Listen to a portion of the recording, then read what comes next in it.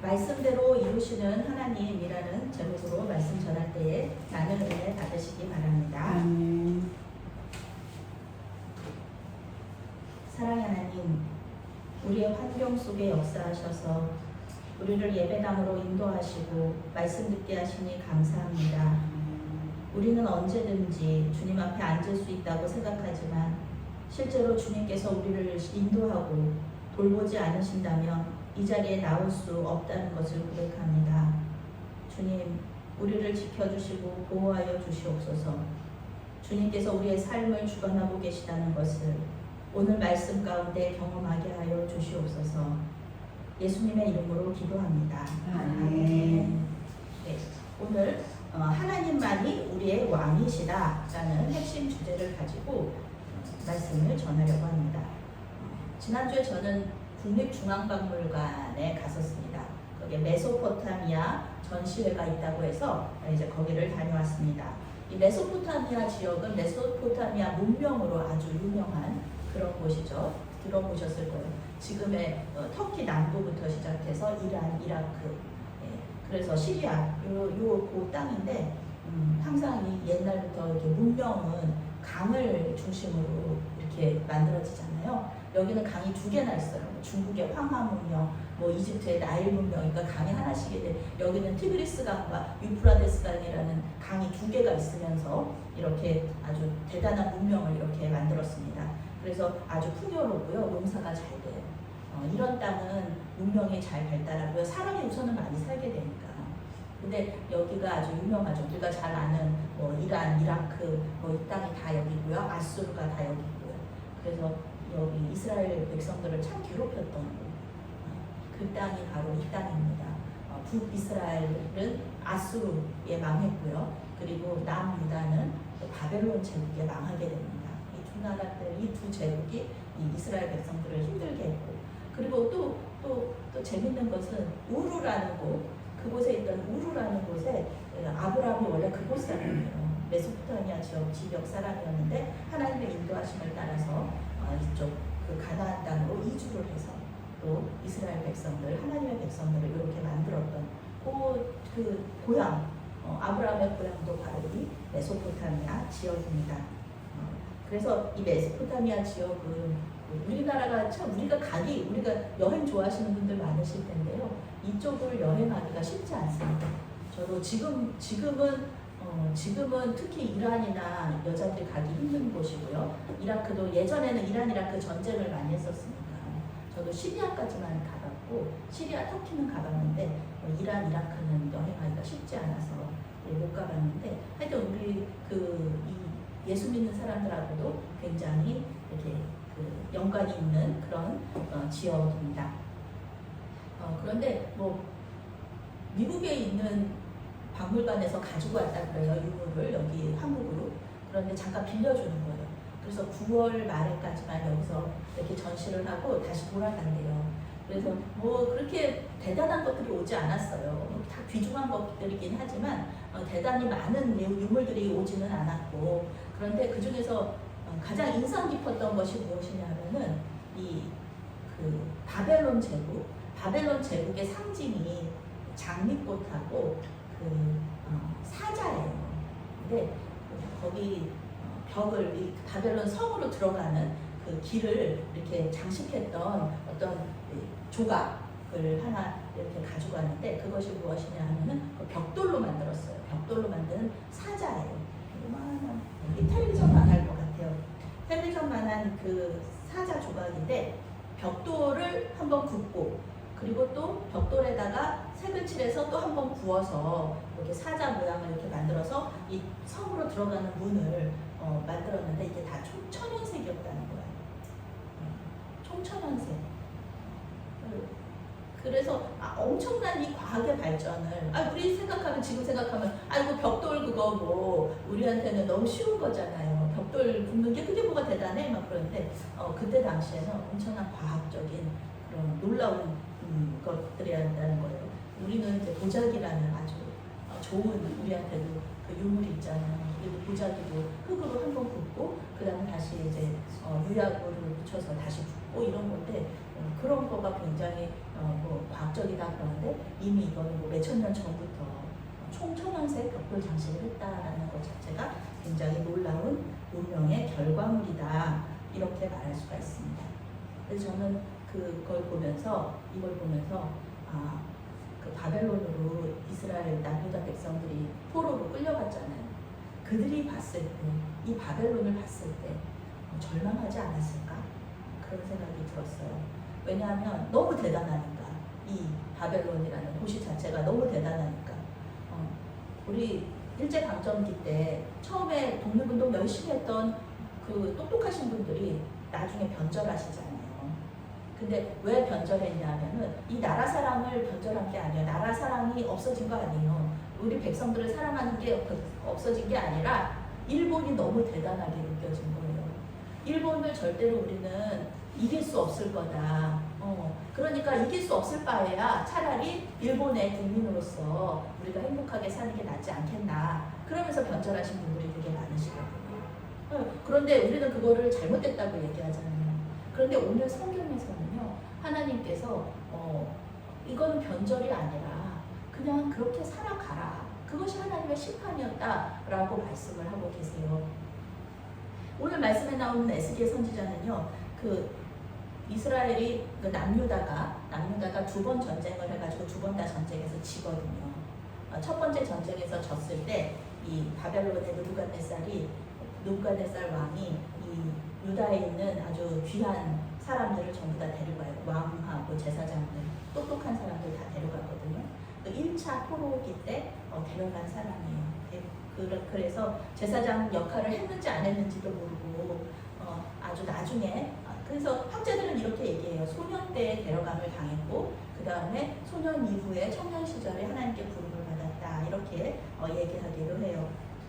첫 번째 전쟁에서 포로로 끌려갔고 두 번째 전쟁에서는 완전히 패하면서 많은 백성들과 그 보물들이 전부 다 바벨론으로 가게 됩니다. 근데 하나님은 이때도 저 은혜가 있어요. 멸망 가운데도 은혜가 있어요. 하나님의 말씀은 끊이지 않아요. 이스라엘 백성들한테 하나님 말씀을 계속하세요. 그래서 포로로 끌려간 사람들한테는 에스겔 선지자가 말씀을 계속 선포해요. 그리고 포로로 끌려가지 않아서 남아있던 자들, 2차 가기 전에, 2차 포로 가기 전에, 2차 패배하기 전에는 예레미야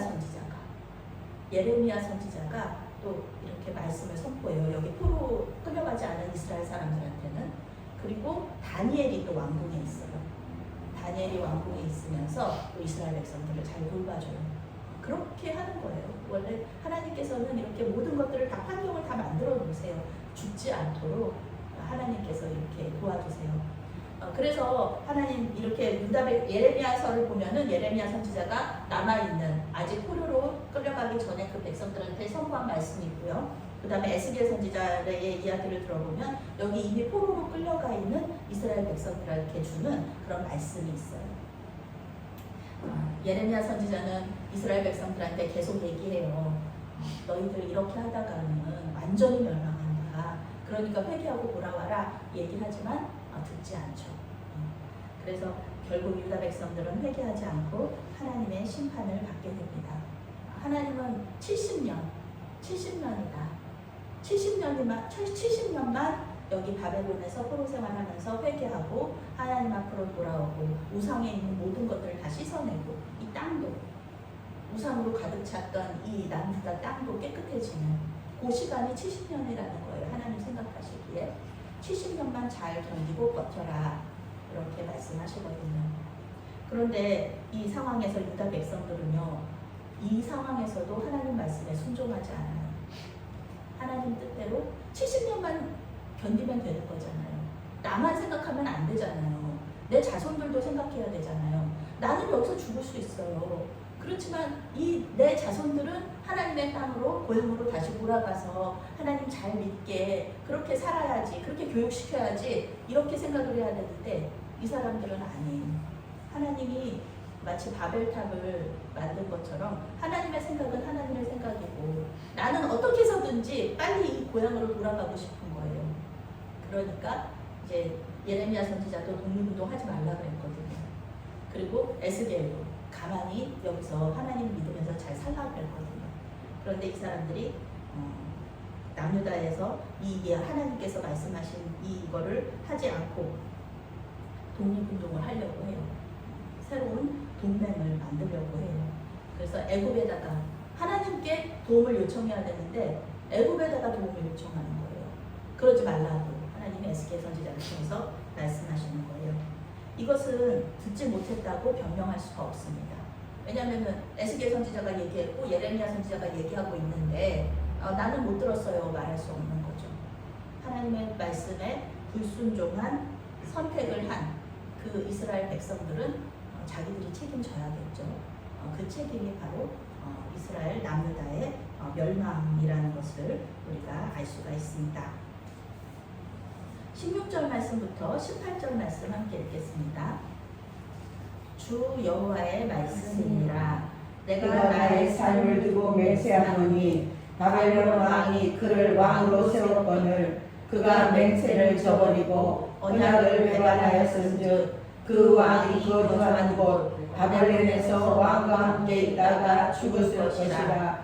대적이 토성을 쌓고 사다리를 세우고 많은 사람을 멸절하려 할 때에 바로가 그 큰 군대와 많은 무리로도 그 전쟁에 그를 도와주지 못하리라. 그가 이미 손을 내밀어 언약하였거늘 맹세를 업신여겨 언약을 배반하고 이 모든 일을 행하였으니 피하지 못하리라. 아멘. 지난주에 이제 예수님께서 비유 하나를 얘기하셨잖아요. 좋은 땅에 대한 비유를. 오늘 하나님께서는 에스겔 선지자를 통해서 또 비유 하나를 얘기하세요. 비유는 이야기죠. 이야기 속에서 어떤 비밀이 들어있는데 그것을 듣고 깨달으라. 에스겔 선지자한테 얘기를 하나 해주시는데 이 얘기를 이스라엘 백성들한테 얘기해 주라는 거예요. 어떤 얘기냐 하면은 독수리 한 마리가, 크고 아름다운 독수리 한 마리가 갑자기 나타났어요. 그래가지고 그 레바논으로 갔어요. 독수리가 레바논에 가서 아주 백향목이라는 아주 고급 나무가 있거든요. 그 나무 가지고 성전도 짓고 그 왕궁도 짓고 그래요. 아주 아름다운 백향목의 꼭대기에서 가지 하나를 부러뜨려서 그것을 그 자기네 땅으로 가져갔어요. 그리고서는 요 백향목이 있는 그 땅에 아름다운 그 씨앗 하나를 또 심었어요. 씨앗이 났는데 포도나무가 난 거예요. 포도나무가 아주 아름답게 잘 자랐어요. 그런데 이 포도나무가 가지와 뿌리가 이 큰 독수리, 이 크고 아름다운 독수리를 향해 이렇게 있었어요. 그런데 갑자기 어딘가에서 또 큰 독수리 한 마리가 또 나타나요. 두 번째 독수리. 두 번째 독수리가 나타나는데 두 번째 독수리는 이 큰 독수리처럼 아름답지는 않아요. 근데 크고 멋있어요. 두 독수리가 딱 있는데 이 포도나무가 가지랑 뿌리가 요 아름다운 독수리를 향해서 있었잖아요. 그런데 갑자기 이 포도나무가 돌이켜가지고 이 멋있는 그 독수리한테 이렇게 뿌리하고 가지를 이렇게 향해 있는 거예요. 근데 이 하나님께서 말씀하셨어요. 이 크고 아름다운 독수리가 포도나무를 심고 그리고 가꾸고 잘 대해주면서 열매 맺기를 바랬는데 정작 이 포도나무가 새로 나타난 이 독수리한테 그것도 얘가 더 멋있고 아름답고 큰데 얘는 그냥 좀 그냥 아름답다는 말이 없어요. 성경에 그냥 크고 멋있는 그 독수리한테 이렇게 향하니까 하나님이 말씀하시는 거예요. 이 독수리가 어떻게 하겠냐고. 이 독수리가 어떻게 하겠냐. 이 포도나무한테 어떻게 하겠냐. 얘를 말라 죽이지 않겠느냐. 얘를 뿌리를 뽑아버리지 않겠느냐. 이렇게 얘기를 하는 거예요. 이 말을 통해서, 이 이야기를 통해서 이스라엘 백성들한테 남유다, 이 포로로 잡혀있는 소망을 가지고 있었거든요. 이 사람들이. 이 남쪽 유다 사람들이 여기에 있는 이때 당시에 바벨론의 왕 느부갓네살이 세우는 왕이 있어요. 내 말 잘 들으라고. 그런 왕인데 시드기야 왕이 있는데 이 시드기야 왕이 이 반역을 하고 애굽하고 이 두 번째 독수리는 애굽이거든요. 첫 번째 독수리는 바벨론이고. 그래서 애굽에 이렇게 잘 이렇게 동맹을 맺으면 자기들이 다시 고향으로 돌아갈 것 같다는 소망을 가지고 있었던 거예요. 그런데 이 큰 독수리가 가만히 있나요? 완전히 멸망시켜버렸죠. 시드기야 왕은 죽고 눈 뽑혀가지고 바벨론으로 끌려가고 군인들 다 죽고 중요한 사람들, 뭐 백성들, 보물들 전부 다 가져가게 되는 그런 비극이 이렇게 나와 있거든요. 이거는 뭐 열왕기 24장 말씀에 아주 잘 나와 있습니다. 다윗 왕가가요 점점 그 국력이 약해져요. 근데 국력이 약해지면은 하나님을 의지해야 되는데 이 다윗 왕가가 국력이 약해지면 약해질수록 우상을 숭배하게 되는 거예요. 왜냐면 고대 근동에서는 신들의 전쟁이거든요. 하나님이 너무 약해 보이는 거예요. 그러니까 바벨론의 신을 데리고 와서 자기들이 믿고 애굽의 신을 데리고 와서 자기들이 믿고 그러면 자기들이 강해질 것 같으니까 자꾸 우상 숭배를 하니까 그러면 더 하나님하고 멀어지잖아요. 그러니까 국력은 점점 더 약해졌습니다. 북이스라엘 멸망하고 이제 아수르만 남았습니다. 말도 안 되는 거죠. 그 바벨론이라는 나라하고 전쟁을 해가지고 이긴다는 것은 말도 안 되는 거예요.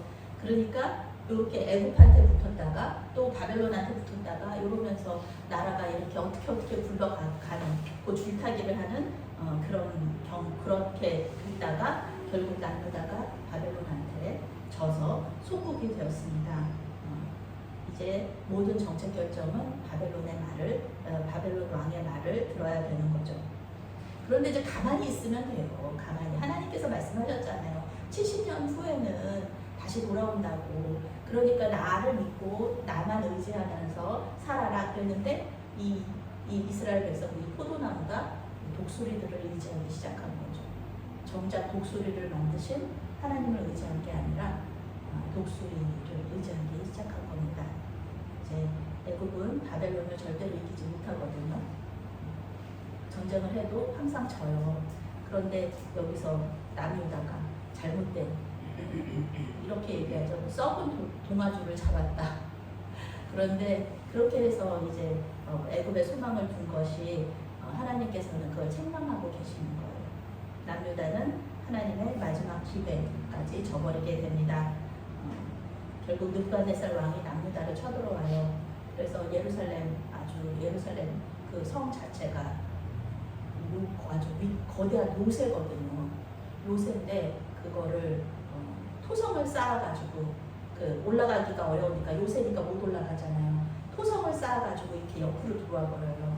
그래서 완전히 이스라엘 남유다의 예루살렘 성이 무너집니다. 우리 선생님은 아실 거예요. 그 토성 쌓는 공병대가 또 있거든요. 그래서 남유다는 이제 멸망하고 유다는 애굽에게 도움을 요청했지만 애굽은 도와줄 수가 없었습니다. 하나님께서 왜 이 일에 분노하셨는지 19절부터 21절 말씀이 나와 있어요. 함께 읽겠습니다.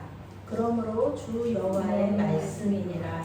내가 나의 삶을 두고 맹세하노니 그가 내 맹세를 없인 여기고 내 언약을 배반하였은즉 내가 그 죄를 그 머리에 돌리되 그 위에 내 그물을 치며 내 올무에 걸리게 하여 끌고 바벨론으로 가서 나를 반역한 그 반역을 바벨론으로 가서 심판할지며 그 모든 군대에서 도망한 자들은 다 칼에 엎드러질 것이요 그 남은 자는 사망으로 흩어지리니 나 여호와가 이것을 말한 줄을 너희가 알리라. 아멘. 남유다가 애굽의 손을 잡았다는 것, 그러면은 외교 정책은 하면 안 돼? 이렇게 얘기할 수가 있어요. 그런데 문제는 외교적인 문제를 얘기하는 게 아닙니다. 성경이 이 결정에 대해서 뭐라고 얘기했는지 그게 중요하죠. 우리가 생각하기에는 남유다가 바벨론을 이기기 위해서는 애굽이랑 손을 잡을 수도 있지 이렇게 생각할 수가 있어요. 그런데 하나님은 이렇게 말씀하세요. 내 맹세를 없인 여기고 내 언약을 배반했다. 이렇게 말씀하시는 거예요. 바벨론하고 약속했는데 왜 하나님은 왜 그거를 내 언약이라고 말씀하실까? 왜냐하면은 고대 근동에서는 이게 그 보증을 세워야 되잖아요. 보증. 보증을 누가 쓰냐면은 신이 쓴단 말이에요. 신이. 내가 믿는 신이 보증인이에요. 바벨론의 보증은 바벨론의 마르둑이라는 신이 쓰고, 그 다음에 여기 남유다의 보증은 누가 이 언약의 보증을 쓰냐면은 여호와 하나님이 보증을 쓰신 거예요. 하나님이 보증이 있는 거예요. 그런데 이 남유다가 이거를 언약을 깨트렸다. 그러면 이 책임을 누가 져야 되는 거냐면은 하나님이 지셔야 되는 거죠. 그러니까 저 어렸을 때는 보증이라는 것이 되게 무서운 거였어요. 그래가지고 지금이야 뭐 그 은행에서 보증 서주고 막 이러는데, 예전에는 사람이 보증을 쓰면은 그 사람이 못 갚으면 이 보증인이 전부 다 책임지잖아요. 그래가지고 막 보증 잘못 써서 망한 집들이 꽤 많았습니다. 오늘 말씀도 마찬가지예요. 이게 하나님 보증을 잘못 쓰신 거예요. 그래가지고 이게 몸통 다 하나님이 뒤집어 쓰시는 거죠. 하나님이 그래서 내 맹세, 내 언약이다. 하나님의 이름으로 맹세했기 때문에 이 사람들이 남유다가, 그래서 하나님을 이렇게 무시를 했던 거예요. 남유다가. 그래서 이 여호수아가 기브온 사람들을 원래 다 죽여야 되거든요. 그런데 그 하나님의 이름으로 맹세를 해서 못 죽였어요. 그 정도로 하나님의 이름이 되게 중요한 거예요. 성경에서, 구약 성경에서 하나님의 이름이라는 것은 굉장히 높임받고 중요한 거고요. 우리가 그 기도할 때도 그래요. 예수님의 이름으로 기도하잖아요. 그게 굉장히, 이름이라는 게 굉장히 중요한 신학적인 의미를 가지고 있습니다. 남유다는 바벨론과의 약속을 지키지 않았어요. 그런 것은 하나님과의 약속도 지키지 않았다는 거예요. 약속을 지키지 않는다면 죽음으로 갚아야 되는 거죠. 고대 근동이 그래요. 죽음으로 갚아요. 남유다는 멸망하고 시드기야 왕은 장군이 되어서 바벨론으로 끌려가고, 유다의 모든 백성들도 죽임을 당하거나 바벨론으로 끌려갔습니다. 예루살렘 성전과 그 왕궁 전부 다 불태워졌고요. 그리고 보물들도 바벨론으로 다 갔습니다. 하나님의 말씀이 그대로 이루어졌다. 그러면 이 심판의 책임이 누구한테 있는 거냐? 하나님한테 있는 거냐? 하나님 우리를 구해주실 수 있었잖아요. 하나님 이스라엘 백성들을 구해주실 수 있었잖아요. 그런데 왜 안 구해주시고 왜 멸망으로 그냥 나가게 하셨느냐? 이렇게 이스라엘 백성들을, 남유다, 북이스라엘이 이야기할 수 있어요. 그런데 만약에 하나님 그냥 내버려 두신다 그러면 하나님께서는 공의의 하나님이 아니신 거죠. 뭐 그런 하나님, 내가 뭐 내 마음대로 할 수 있는 하나님을 내가 왜 믿겠어요? 내 마음대로 할 수 있는 하나님은 내 밑에 있는 거죠. 내 위에 있는 분이 아니죠. 그래서 그 반역과 불순종에 대한 책임은 유다 백성과 시드기야 왕한테 있다. 왜냐하면 잘못된 선택을 했으니까. 하나님과의 언약을 무시하고 깨트리고 업신여겼다. 하나님을 업신여겼다. 경멸했다. 이런 거죠. 원래 원어적인 뜻이 그래요. 하나님과의 언약을 경멸했다. 하나님의 말씀을 업신여겼다. 그래서 예수님께서 십자가에서 죽으신 이유가 이거예요. 하나님의 공의를 이루셔야 되는 거고, 죄에 대한 심판은 반드시 하셔야 되는 거고, 근데 이스라엘 백성들은 또 불쌍하고 우리를 사랑하시고 이러니까 예수님이 십자가에서 죽으신 거죠. 하나님의 공의와 하나님의 은혜가 서로 만나면서, 죽이기는 죽여야 되는데, 누군가는 죽어야 되는데 죄의 삭슨 사망이니까. 그런데 이 백성들은 죽일 수가 없고 불쌍하니까. 그래서 결국은 하나님 자신이 죽으셨다. 그러면서 예수님께서 십자가에서 죽으심으로 이 죄 문제가 해결이 되었습니다. 그러나 이 은혜의 약속 마찬가지예요. 이 약속을 믿지 않고 업신여기고 깨트린다. 그때 예수 목수, 이스라엘의 예전에 2000년 전의 목수가 무슨 죽는다고 해가지고 무슨 죄가 사라져? 이렇게 안 믿는 사람들 많거든요. 그런 사람들은 절대로 구원을 받지 못한다. 그 약속을 믿는 사람들만이 구원을 받는다. 예수님은 모든 사람을 위해서 죽으셨지만 그 약속을 믿지 않은 것에 대한 책임은 각자가 져야 된다는 것이죠. 에스겔 선지자는 이 이스라엘 백성들의 소망을 꺾어버리는 거기에 그 목적이 있는 것이 아니에요. 포로로 잡혀온 유다 백성들이 그래도 이번에 애굽하고 바벨론하고 싸워서 이 바벨론이 지면은 우리가 어떻게 조금 고향으로 돌아갈 수 있지 않을까? 그런 소망을 꺾어버리려고 이 얘기를 한 게 아닙니다. 하나님의 약속을 생각나게 하는, 하나님의 약속을 생각나게 하려고 이 말씀을 전하는 거예요. 소망을 가지게 하는 것에 목적이 있습니다. 22절 말씀부터 24절 말씀 함께 읽겠습니다. 주 여호와께서 이같이 말씀하시되 내가 백향목 꼭대기에서 높은 가지를 꺾다가 심으리라. 내가 그 높은 세 가지 끝에서 연한 가지를 꺾어 놓고 우뚝 솟은 산에 심으되 이스라엘 높은 산에 심으리니 그 가지가 무성하고 열매를 맺으면서 아름다운 백향목이 될 것이요 각종 새가 그 아래에 깃들이며 그 가지 그늘에 살리라. 들의 모든 나무가 나 여호와는 높은 나무를 낮추고 낮은 나무를 높이며 푸른 나무를 말리고 낮은 나무를 무성하게 할 줄 아니라. 나 여호와는 말하고 이루는 것이라 하라. 아멘. 아멘. 네, 하나님께서 이 소망 메시아 왕국에 대한 약속을 해주시는 거예요. 아주 크고 아름다운 독수리가 했던 것과 같은 비슷한 일을 하나님도 하세요. 그런데 이 하나님은 하나님께서 직접 내가 백향목 꼭대기에서 똑같이 이 가지를 꺾어서 심는데요. 이 가지는 되게 높은 곳에 있는데 연해요. 아주 그냥 조금 연약해요.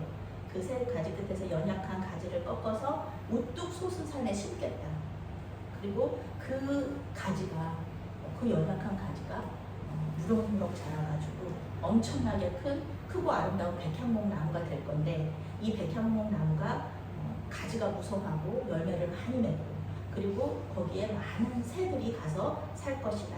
깃들인다라는 게 이제 거주하다, 살다라는 뜻이거든요. 그 가지 그늘에 살리라. 이 말씀은 또 예수님의 말씀 생각나죠. 겨자씨 비유. 겨자씨 하나를 심었는데 아주 크고 놀라운 이런 그런 나무가 되었고 많은 새들이 거기서 깃들였다. 정말 너무 아름다운 그 장면이죠. 하나님께서 심으신 연한 그 가지 하나가 아주 크고 아주 아름다운 나무가 돼서 많은 새들이 그곳에서 이렇게 살게 하는 것, 행복한 삶을 누리는 것, 그거는 하나님께서 말씀하시는 아주 궁극적으로는 메시아, 예수님께서 다스리는 하나님 나라를 말하는 겁니다. 연한 가지라는 것도 우리 예수님을 상징하는 거고요. 우리 예수님이 그러시잖아요.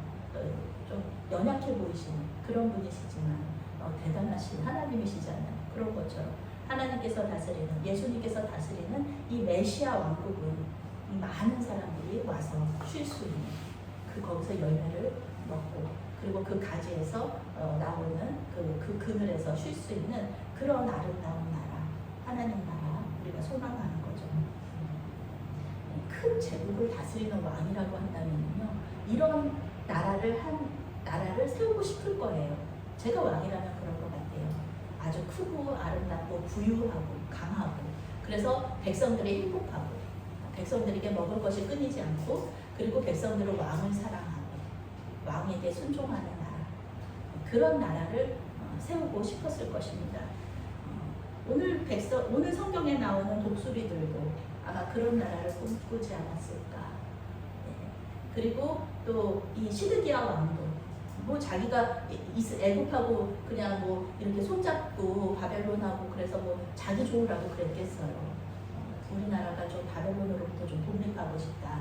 그리고 포로로 끌려갔던 사람들도 좀 데리고 오고 싶다. 이런 마음으로 아마 이런 일을 계획했을 겁니다. 저는 이제 그렇게 생각하고 있어요. 모두 다, 이 독수리들도, 이 포도나무도 백성들을 생각하지 않았을 리는 없을 것이다. 그러나 그들은 잘못된 선택을 했습니다. 자기들이 왕이라고 생각하면요, 절대로 이런 하나님 나라와 같은 나라, 이 아름다운 나라를 세우지 못합니다. 자기들이 신이라고 생각하면은 자기 백성들을 행복하게, 강하고 아름답고 부강하게 이렇게 살게 할 수 없습니다. 오늘 성경에서 말하는 게 그거예요. 하나님 앞에서 자기들은 나는 작은 새일 뿐이다. 나는 이 백향목 나무 안에 살고 있는 그 나무에 깃들어져 있는 나는 작은 새일 뿐이야. 이 이스라엘 백성들, 또 바벨론 제국, 그 다음에 애굽 제국을 다스리시는 분은 하나님이시다. 요것을 인정할 때, 그럴 때 이 백향목 나무와 같은 나라를 세울 수 있다는 거죠. 또 에스겔 선지자는 이 이야기를 당시의 포로들한테도 그렇게 얘기하는 거예요. 하나님만이 그 나라를 세울 수 있다는 거고, 그리고 우리한테도 지금 읽고 묵상하고 있는 우리에게도 이 얘기를 해주는 거예요. 하나님만이 하실 수 있는 거. 우리는 그저 이 나무 안에 살고 있는 작은 새일 뿐이다라는 것을 인정해라. 오늘 성경은 우리에게 남유다의 멸망에 대한 역사를 알려주고 있습니다. 2500년 전의 이스라엘 역사를 왜 지금 현재 우리 대한민국에서 살고 있는 우리가 들어야 될까요? 하나님은 왜 우리에게 이스라엘 역사를 아주 많은 부분에서 역대기, 열왕기, 에스겔, 이사야, 이 에스겔, 그다음에 그 예레미야와 같은 많은 책들을 그 많은 책들에게서 이 이스라엘의 역사를 계속해서 들려주고 계시거든요. 왜 그러실까? 역사의 쓸모라는 책을 쓴 최태성 작가는요, 이렇게 얘기해요. 합리적이고 품위 있는 선택을 위한 지혜를 얻으려면, 합리적이고 품위 있는 선택을 할 지혜를 얻기 위해서 역사가 필요하다. 그거를 하려면, 합리적인 선택을 하려면, 과거의 잘못된 선택을 반복하지 않으려면 역사를 배워라. 이렇게 말하는 겁니다. 성경은 좋은 얘기만 쓰지 않아요. 역사. 망한 얘기 쓰잖아요. 잘못된 선택을 한 사람들의 이야기를 쓰고 있단 말이에요. 왜냐하면 그들과 같은 선택을 할 때 어떤 결과가 벌어지는지를 우리에게 얘기해주고 있는 거예요. 잘못된 선택을 하지 말라는 거죠. 독수리들을 의지하지 말라는 거죠. 하나님께서 말씀하시는 건 하나님만 의지해라. 내가 왕이다. 이렇게 말씀하시는 겁니다. 독수리들에게 순종하지 말고 하나님 말씀에 순종해라. 이렇게 말씀하시는 거죠. 우리는 우리 자신을 백향목과 같이 아름답게 만들려고 하고요. 또 우리가 속한 교육공동체, 그 다음에 가정, 또 우리의 사업장을 백향목 나무와 같이 아름답고 부강하고 건강하게 만들기를 원합니다. 그런데 그 비결이 우리 자신에게 있지 않다라고 오늘 성경이 이야기하는 거예요. 우리가 주인이 되려고 하고, 또 우리가 왕이 되려고 하고, 우리 마음대로 한다는 거예요. 나는 내 거잖아. 나는 내 자신은 내가 마음대로 하는 거지. 이렇게 하는 사람 많거든요. 내 주인은 나야. 이러면서 만약에 그렇게 된다면 우리는 절대로 백향목나무가 될 수 없다. 그런 거죠. 하나님께서는 우리를 낮추신다고 말씀하시는 거예요. 말라버리게 하시겠다고 말씀하시는 거예요. 그럴 때 우리가 하나님을 높이고 왕의 자리를 내어드리고 그분의 말씀에 순종할 때 하나님은 우리를 높이시겠다. 우리를 건강하게 하시겠다. 우리를 풍성하게 하시겠다. 이렇게 말씀하고 계시는 겁니다. 그렇게 약속하고 계세요. 내가 나무를 기르려고 하고, 내가 이 공동체 주인이 되려고 하고 그러지 마시고요. 나무에 깃들이는 이 공동체 속에 깃들이는 작은 새가 되시기를 바랍니다. 그때 우리는 참된 안식과 평안을 얻게 됩니다. 예수님과의 관계 속으로 깊이 들어가세요. 이게 얕은 물에서 찰방찰방하지 마시고요. 깊은 물로 저기 들어가면 죽을 것 같은데 난 수영도 못하는데 저기 들어가면 난 죽을 것 같아. 그렇게 생각하지 마시고요. 뛰어들어가세요. 뛰어들어가시기 바랍니다. 그러면은 그 안에 생명과 기쁨의 길이 있다는 것을 알게 되실 겁니다. 들어가는 거예요. 용기를 가지고 하나님과의 관계 속으로 들어가는 거예요. 쉽지 않습니다. 쉽지 않습니다. 하나님께서 계속해서 훈련시키시는 거예요. 훈련이라는 건 힘든 거잖아요. 훈련 속으로 들어가는 거예요. 매일매일 기도하고 말씀 보면서 들어갑니다. 그러면 하나님께서 우리와 함께 해주시면서요. 우리의 기도를 들어주시고요. 우리를 계속해서 세워주시는 거예요. 우리를 높여주시는 겁니다. 우리를 통해서 하나님 나라를 강화시키시고 또 확장시키시는 것을 경험하시고 하나님의 임재를 경험하시면서 주님과 더 깊은 관계 속으로 들어가시는 저와 여러분이 되시기를 바라겠습니다. 아멘. 사랑하는 하나님, 오늘 이스라엘의 역사를 통해 하나님을 더욱 알게 하시니 감사합니다. 우리는 어리석어서 같은 실수를 반복하지만 주님께서는 우리를 불쌍히 여기셔서 계속해서 말씀하여 주십니다. 주님, 이 시간 우리가 의지하는 독수리들을 주님 앞에 올려드립니다. 그리고 온전히 주님만을 의지합니다. 우리를 도와주시옵소서. 주님 안에서 평안과 기쁨을 누리게 하여 주시옵소서. 우리의 모든 기도 제목들이 주님 뜻 안에서 아름답게 이루어지게 하여 주시옵소서.